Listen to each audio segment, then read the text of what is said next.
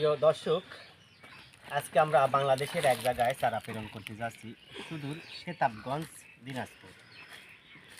মাসুদ নামে এক ভাই আমাদের কাছে 1000 চারার অর্ডার করেছে। তিনি প্রথম ধাপে 6500, দ্বিতীয় ধাপে 4000 এবং তৃতীয় ধাপে 1000 চারা নিচ্ছেন। দেখেন আমরা যে মানের চারাগুলো দিয়েছি, দেখতে পাচ্ছেন চারাগুলোর, এই দেখেন লতি। ইনশাআল্লাহ এই চারাটা রোপণের পর 1 মাসের মধ্যে সব গাছে লতি চলে আসবে। অত্যন্ত মানসম্মত বীজ। দেখেন লতির চারাই চারার লতি কিন্তু 1 হাত লম্বা হয়ে গেছে। এই দেখেন,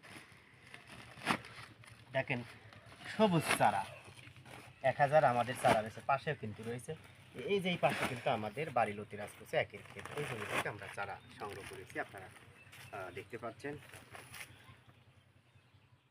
বের হয়ে আসে।